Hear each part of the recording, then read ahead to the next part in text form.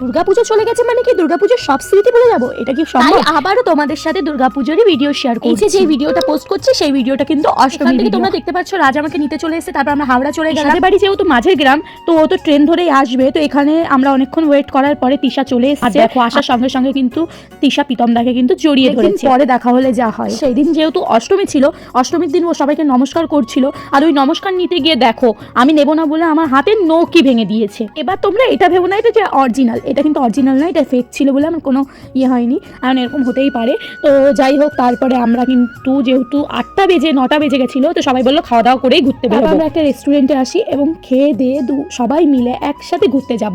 তো ফার্স্টে তো আমরা হাওড়া ঘুরে নিয়েছি, তারপরে ঘুরতে যাব হলো বনগা। তো সেটাই তোমাদের সাথে শেয়ার করব।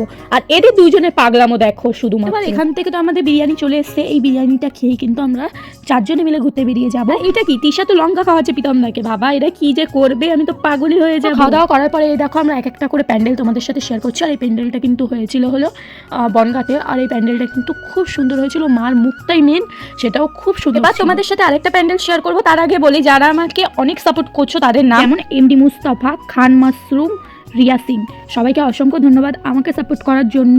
এতটা ভালোবাসা তোমরা না থাকলে সম্ভবই। এবার তোমরা যে ভিডিওর অপেক্ষায় রয়েছে সেটাই শেয়ার করি। এই দেখো এটা হলো বনগাঁর আরেকটা প্যান্ডেল, আর এই প্যান্ডেলটাও কিন্তু খুব সুন্দর হয়েছিল। তোমরা বলো এই প্যান্ডেল দেখতে কারা কারা গেছিলে? এই প্যান্ডেলটা কিন্তু খুবই সুন্দর হয়েছিল, আমার স্পেশালি খুব পছন্দ হয়েছে। ঠিক আছে, আর এখানে ছবিগুলোও খুব সুন্দর আসছে। তাই আমিও তিশা ভাবলাম চল এখান থেকে কটা ছবি তো অনেক তোলা যাবে। তার আগে আমি ঠাকুরের দর্শন করিয়ে দিই, যেটা দেখার জন্য তোমরা বসে আছো। এই দেখো এটা হলো আমাদের বনগাঁয় যে প্যান্ডেলে গেছি সেই প্যান্ডেলেরই ঠাকুর। দেখো কি সুন্দর না, আনকমন কিন্তু ভালো ছিল। যাই হোক বন্ধুরা, যদি ভিডিওটা ভালো লেগে থাকে লাইক কমেন্ট শেয়ার করে দিও। টাটা, আর আমার পাশে থেকো।